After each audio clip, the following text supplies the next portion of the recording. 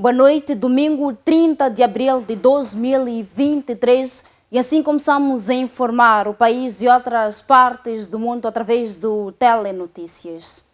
Momento agora de olharmos para as principais notas de destaque para esta noite.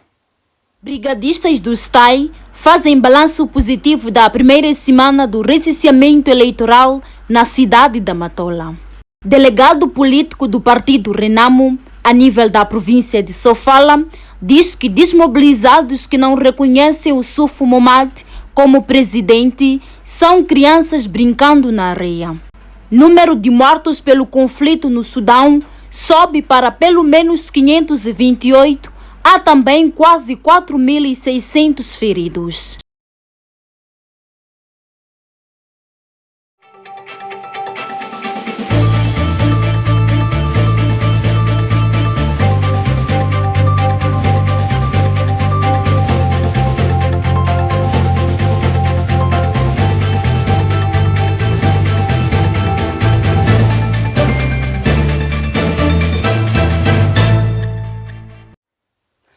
Uma vez mais, boa noite. Agentes do STAI fazem balanço positivo da primeira semana do processo do recenseamento eleitoral. Os brigadistas, assim que é, dizem que até este domingo já recensearam cerca de 900 eleitores por cada posto, embora a aderência seja fraca neste fim de semana longo. A segunda semana do processo de recenseamento eleitoral já iniciou e o balanço que os brigadistas dos 3 postos de recenseamento visitados pela equipa da FTV durante os 7 dias, nomeadamente os postos das escolas primária e secundária da Zona Verde e a EPC Eduardo Munhani, no município da Matola, é positivo. Desde o primeiro dia, que foi dia 20, né? Até então, temos o número de 899 eleitores e dentre esses temos 463 na parte masculina, 436 na parte feminina. E quanto à aderência, tem havido muita aderência, em especial para a parte jovem. Bom, desde o dia 20 que iniciamos o processo eleitoral, já atingimos um caderno, já fechamos o caderno de 800 eleitores, estamos a caminho de segundo. Não saberia dizer exatamente o número, mas já estamos a caminho de segundo caderno. Mas, em relação ao final de semana longo, esta brigadista diz que a aderência não tem sido satisfatória e explica os motivos. Quanto ao final de semana, há pouca aderência. Eu acho que é devido às deslocações, porque o nosso município, quando há um final de semana longo, a tendência é de sair para fora, nos distritos ou províncias, aproveitando esses dias, né? Depois retornam. Então os números baixaram um bocado em relação aos dias úteis. O que tenho percebido, aos finais de semana temos pouca aderência, mas meio de semana é o dia que tem enchente mesmo, dos cidadãos. O trabalho de alguns agentes do STAI, confrontados pela nossa equipe de reportagem, está a ser marcado por constrangimentos, mas, segundo eles, não é nada que não consigam controlar. Há um e outro constrangimento, principalmente com relação a alguns eleitores, porque nós ainda não temos uma certa tendência, uma certa regra, né, sobre qual vai ser a ordem de atendimento. Por quê? Porque existem aquelas pessoas com prioridade, de acordo com a nossa sociedade. Existem aquelas pessoas que a gente atende com prioridade e aquelas que a gente atende sem prioridade. Só que o que acontece? As pessoas com prioridade nunca vão deixar de chegar. Se nós sempre parássemos para atender as pessoas com prioridade, nunca íamos atender as pessoas sem prioridade, ou seja, os jovens, aqueles que podem ficar mais tempo nas filas. Não é? É questão de saber dar prioridade, a questão era só essa. A quem priorizar e em que situação devem priorizar. Mas poderia compartilhar conosco?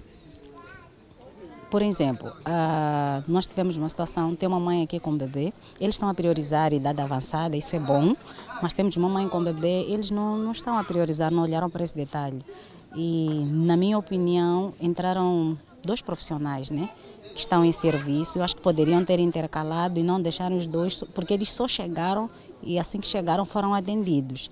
Tudo bem que comunicaram, mas eu acho que poderiam intercalar. Né? E priorizar a mãe com o bebê. Mas falamos com eles, acredito eu que já está resolvido, sim. O recenseamento eleitoral decorre até o dia 3 de julho do ano em curso. Ainda sobre o processo do recenseamento eleitoral no país, saímos agora para a região centro do país, onde eleitores na cidade da Beira estão indignados devido à lentidão do processo eleitoral neste sábado na Escola Primária Completa de Inhamizo, a província de Sofala. Logo pela manhã deste domingo, quando era por volta das 9 horas, a nossa equipa de reportagem da FTV recebeu a reclamação dos munícipes que pretendiam se recensear na escola primária de Inhamizo, que nada avançava desde as 8 horas, horário previsto para o arranque do recenseamento eleitoral, ainda não tinha dado o arranque, o que preocupava Joaquim Manuel, de 70 anos. Eu cheguei aqui às 4 com a minha esposa e não estou a entender nada, porque segundo como estou a ver, são 8 horas de chegada e para terminar às 16. E que hora vão chegar e que hora vão começar? Portanto, para mim isto não é lícito, é verdade. Não estou a gostar dessa situação. Imaginem lá como está essa. Quem vai capturar isso? Entramos no interior do posto de recenseamento eleitoral para constatar porque que não arrancava o recenseamento, mas encontramos todas as máquinas desligadas, o técnico ainda não se fazia-se presente, ainda às 9 horas desligado, sem justa causa. Por fora continuava mais moldura dos munícipes irritados que chegaram tão cedo para aderir ao processo. Eu cheguei aqui hoje às 4, ontem também cheguei aqui às 4, só consegui entregar ontem os documentos lá para as 16, alguma coisa. Estou há 3 dias que estou a andar aqui, não consigo me recensear. O processo está a ser muito moroso. Quando entra alguém aí leva mais de 10 minutos para se recensear. Depois o tempo tem progredido. Muito complicado, estamos a fazer 3 dias, vir aqui e voltar, é cansativo ultimamente. Às vezes os votos não estão a correr bem, a bicha está muito mal organizado. Quantos anos tem, pai? Eu tenho 68 anos. 78 anos. Isso está gastado? Como? Está chateado por isto? Muito mais. Passados 30 minutos depois, tudo começou a funcionar no ritmo satisfatório e as bichas começaram a andar e chamamento dos documentos. Santos Manuel Massica. José Joaquim Maibec.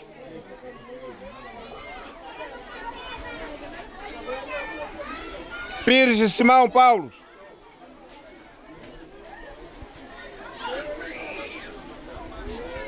Amélia Henrique João.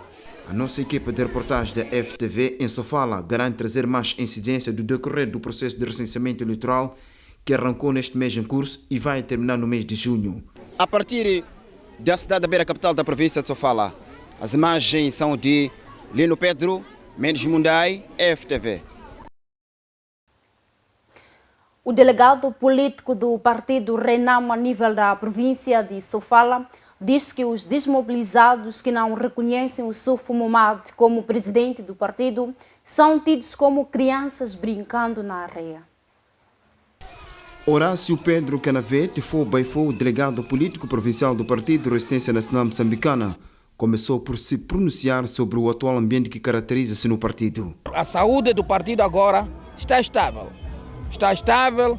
Sabe que nos primeiros dias que mora um pai, as crianças choram. Mas chega a um certo momento, reinventam a forma de viver. E nós já voltamos à tona. Esperem a Renamo com esse Momad, que estará no mesmo patamar com o Jacama. Durante a marcha em homenagem ao saudoso Afonso Marcete Macastro da Cama nas principais artérias da cidade da Beira, questionado o delegado da Renamo sobre o pronunciamento dos desmobilizados que já não reconhecem o Sufo Momad como presidente, respondeu: Olha lá, eu isso aí não comento, porque são brincadeiras de meia de chela. Eu sento um político, não vou comentar políticas de meia de gela. Então, são brincadeiras de crianças que estão a brincar na areia. Então, são esses. Eu, como pai, não posso, um político, não posso ir inclinar a isso. Por isso, eu não comento nada disso. O delegado político provincial do Partido Resistência Nacional Moçambicana, Renamo, garantiu que desmobilizados que reivindicam a saída de Sufo Momad não vão destabilizar o partido. São crianças, sim. Um homem grande, crescido, não pensa isso. O nosso foco é eleições. Meus irmãos, o fogo da Renamo e o Sufo Momad é eleições. Isto aí não é conosco. Importa referir que o partido Renamo vai celebrar as cerimônias centrais do saudoso Afonso Marcete Macastro da Cama, em Mangundo com a família do saudoso.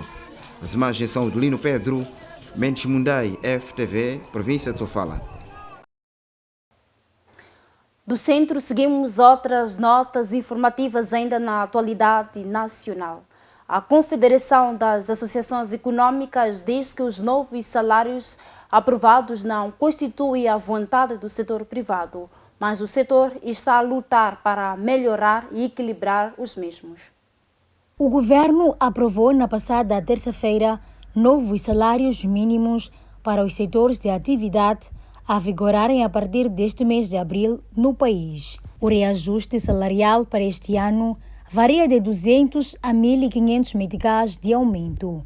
De acordo com o presidente da CTA, Agostinho Vuma, exige-se equilíbrio salarial entre o setor público e privado. O pedido do setor privado já havia sido negociado e aceito pelo governo e espera-se que as negociações continuem até se atingir o nível que agrade o setor. Queremos sim, e sempre quereremos, caminhar para um equilíbrio salarial e uma melhoria de condições de vida da nossa classe trabalhadora, da pessoa humana, o nosso principal fator de produção no nosso processo de investimento.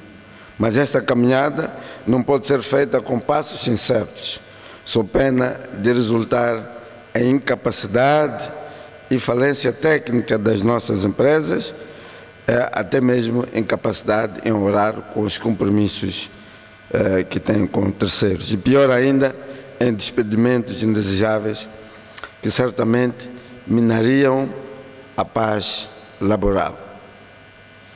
Os salários aprovados são os possíveis.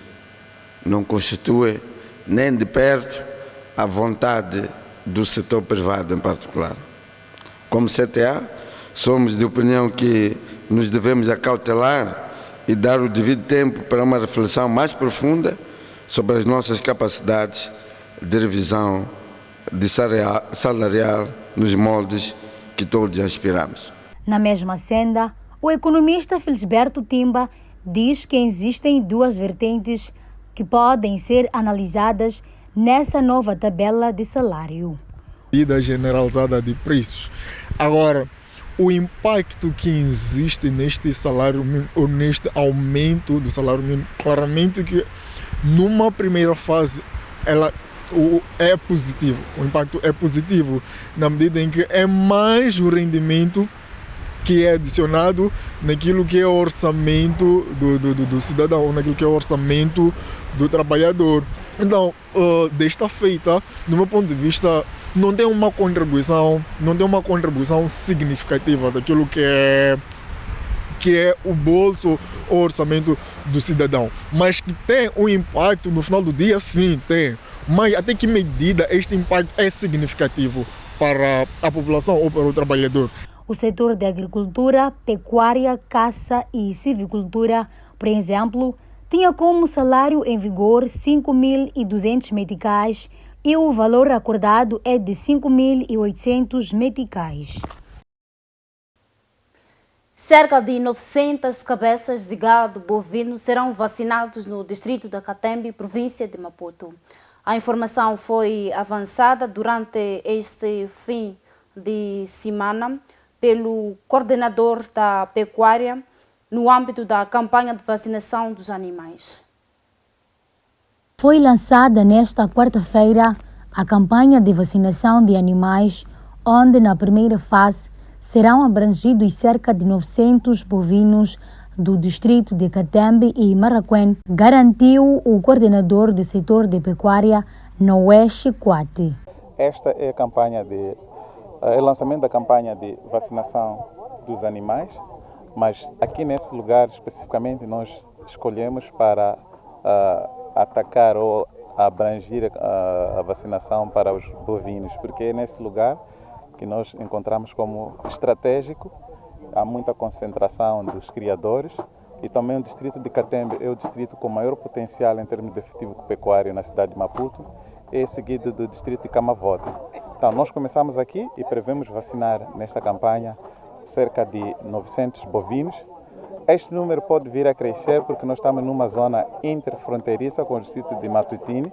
Muitas das vezes, alguns criadores de Matutini preferem, por causa da questão da acessibilidade dos serviços de veterinária, a serem abrangidos aqui na cidade de Maputo. Então, eu espero que não estejam um pouco admirados caso o nosso número em termos de cobertura vacinal aumente ou ultrapasse aquilo que era a nossa meta. Todos os anos tem sido recorrente, mas em termos de previsão, como nós não podemos fazer a dupla contagem dos animais, esses animais são contados na província de Maputo. Então, na nossa planificação, nós prevemos aqui vacinar 900 cabeças de bovinos contra carbúnculos sintomáticos e carbúnculos hemáticos, que é a vacina que está disponível nesta primeira fase.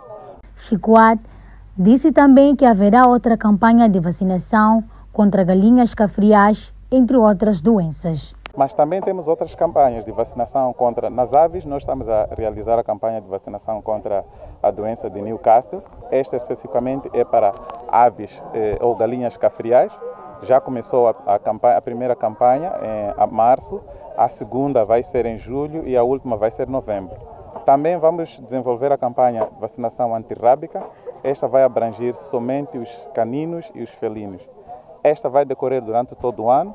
Em algum momento pode haver alguma interrupção, mas condicionada por causa da disponibilidade de vacinas.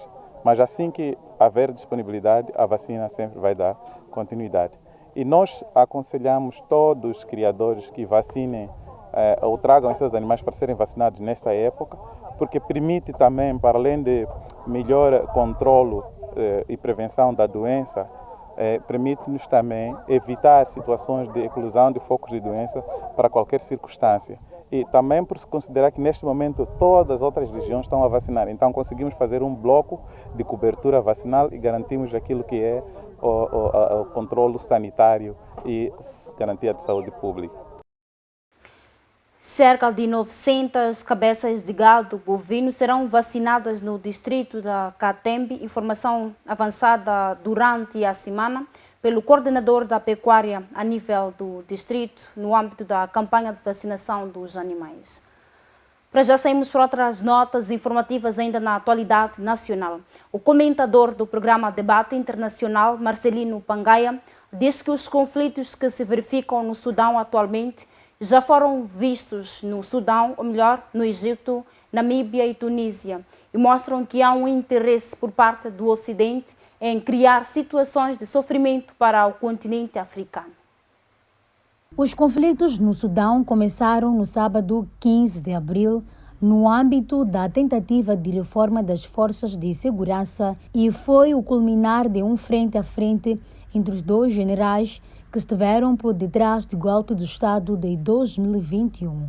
Abdel Fattah, comandante do exército sudanês e líder de fato do país, e o seu vice, Mohamed Daglo, que lidera o grupo paramilitar Forças de Apoio Rápido. De acordo com Marcelino Pangaia, um dos comentadores do programa Debate Internacional, os conflitos que têm se verificado no Sudão já foram vistos em vários países africanos, como é o caso de Namíbia, Egito e Tunísia. De acordo com a fonte, as manifestações no Sudão são armadas e têm como objetivo causar sofrimento ao continente africano. É mais uma situação que já assistimos no Egito, assistimos na Líbia, assistimos na Tunísia, dentre vários outros países, sobretudo lá da África do Norte, em que o Ocidente está avidamente interessado em poder criar situações de sofrimento do continente africano. Aquelas manifestações não passam de uma encomenda, não passam de uma agitação externa que está ali a apoiar uma das partes para criar aquele conflito. Cada vez mais eles pretendem dividir os países para poder reinar. Já tivemos aquela divisão da própria Sudão, do Sudão do Sul, e hoje eles estão cada vez mais ainda a poder subdividir aquele país, colocando várias componentes da sociedade em confronto e criar aquele cenário. É muita pena aquilo que o Ocidente está a fazer, não está a tentar criar um ambiente de negócio para poder conseguir aquilo que pretende de uma melhor forma. O que eles fazem é numa tentativa de sempre poder ter maiores ganhos e nada deixar em África. Por sua vez, o comentador Alves Mulungu acredita que para travar os conflitos no Sudão, o país precisa de uma nova liderança. Possíveis soluções para este conflito no Sudão. Numa primeira fase, o Sudão precisa trabalhar a nível interno, tem que aparecer um líder com capacidade aglutinadora de massas, que consiga organizar a estrutura política interna, e que este líder deve trabalhar mesmo o assunto da unidade nacional, porque as diferenças não podem separá-los, mas devem unir-lhes ainda mais. Essa questão religiosa é bastante delicada e cada vez mais ela demonstra uma certa afeição por parte das pessoas que professam uma determinada religião. Então é preciso fazer as pessoas perceberem, a nível daquele Estado, que é possível conviver com essas diferenças religiosas e de uma forma pacífica.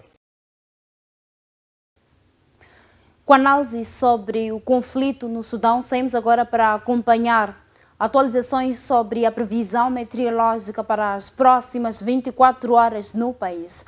Vamos começar com a zona norte, onde para Pemba a previsão é de 29 de máxima, 23 de mínima, Nampula 28 de máxima, 17 de mínima, e por fim Lixinga poderá registrar uma máxima de 23 graus Celsius, mínima de 13, com previsão de chuva.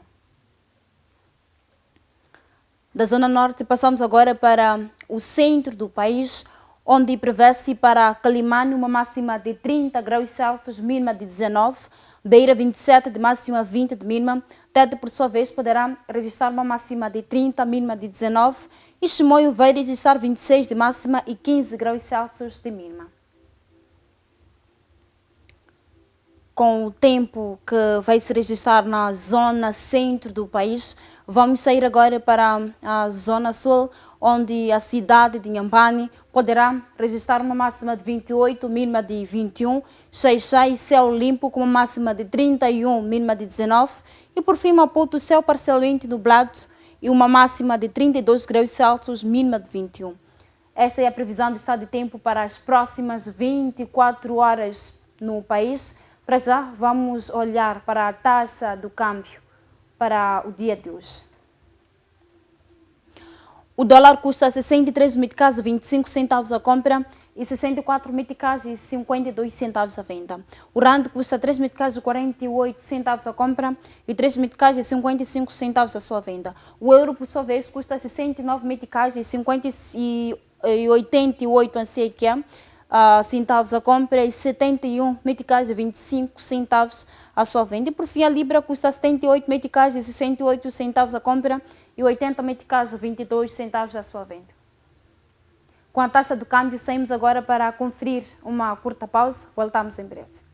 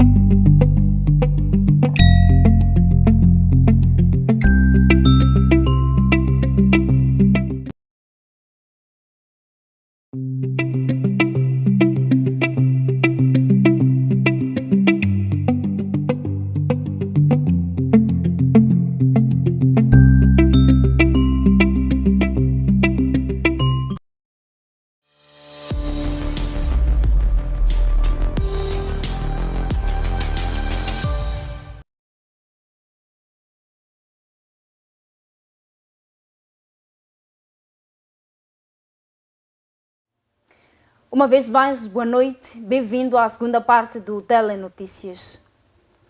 Saímos agora para acompanhar notícias da atualidade internacional.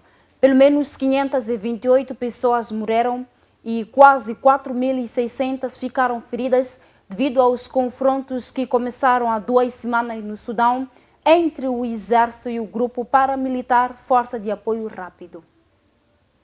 No comunicado citado pela agência espanhola de notícias AF, o Ministério afirma que o número real pode ser maior devido à impossibilidade de as equipas médicas acederem às zonas mais violentas e ao fato de a maioria dos hospitais onde se desenrolam os combates estar inoperacional. O Sudão entrou no 15º dia consecutivo de confrontos entre o exército e paramilitares da RSF, um conflito que obrigou milhares de sudaneses a deslocarem-se para as zonas mais seguras do país ou a refugiarem-se em nações vizinhas como o Sudão do Sul, o Egito ou o Chad. As duas partes envolvidas no conflito iniciaram na sexta-feira uma trégua de 72 horas mediada pelos Estados Unidos da América e a Arábia Saudita para facilitar a retirada de estrangeiros no Sudão e abrir corredores seguros para a entrada de uma ajuda humanitária. Nos últimos dias, apesar de terem sido anunciadas tréguas, têm-se verificado combates de baixa intensidade.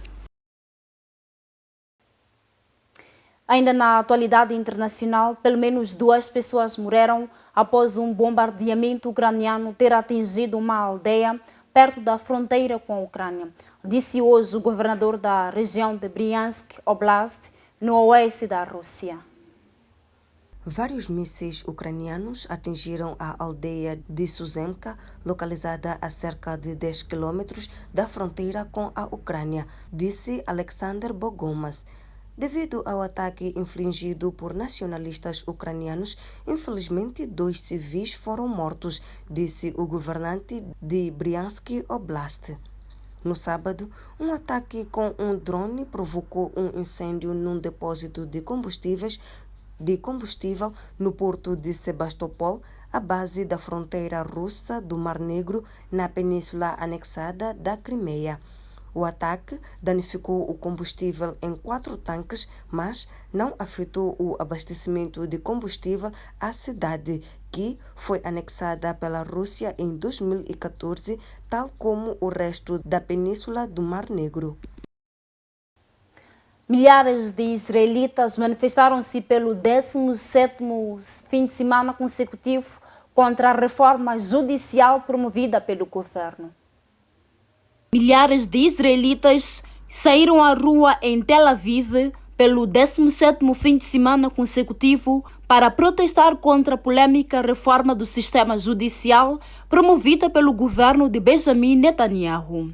Os manifestantes acusam o primeiro-ministro israelita de estar a empurrar o país para um regime ditatorial. Manifestamos-nos cada semana para exigir que o governo mantenha um país democrático. Sem democracia, não temos um sistema de saúde, não temos justiça e é todo sonho sionista que falhará. Estou aqui e estarei aqui todas as semanas até que caia o governo, declarou Tony Hayman, um manifestante confrontado pela Euronews.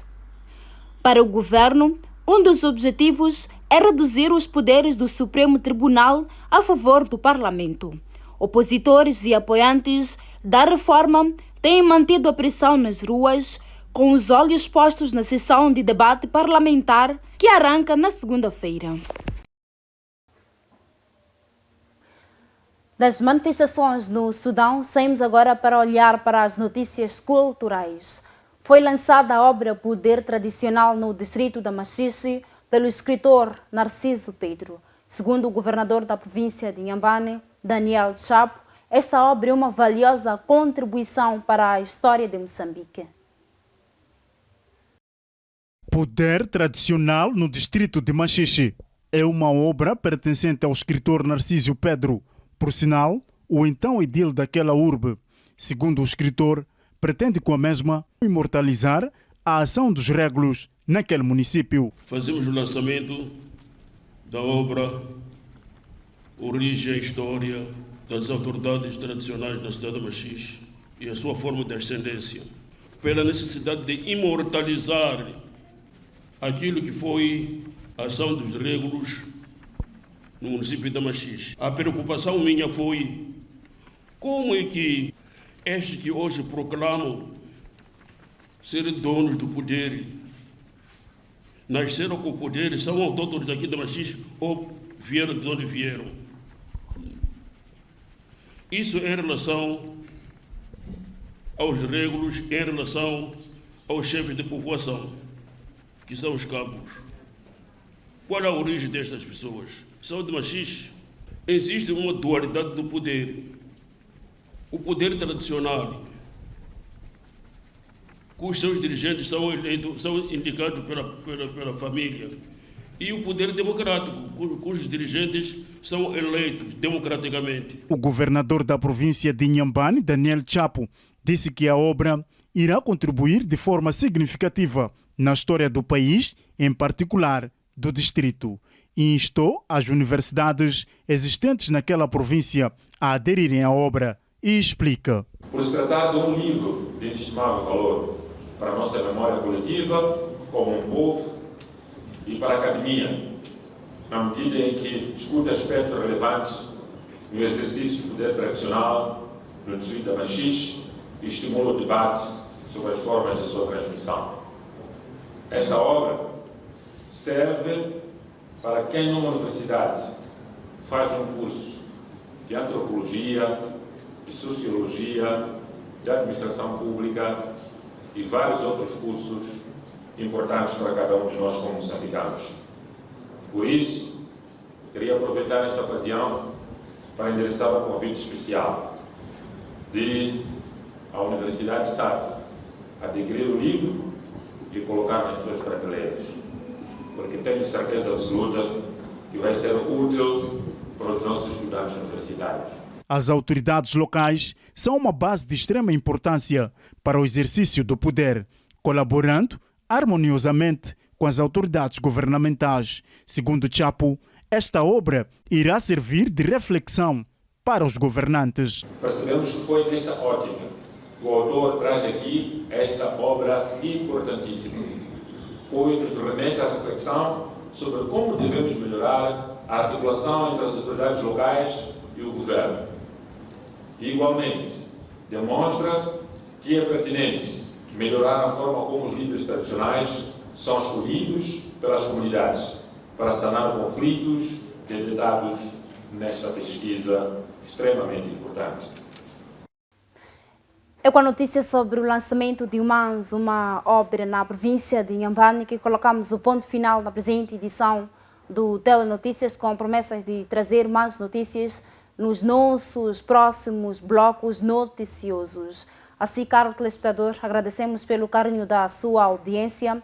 Votos de continuação de uma boa noite. Continue sempre na companhia da FTV, acompanhando o melhor da informação e outros conteúdos. Boa noite e votos de um feriado tranquilo.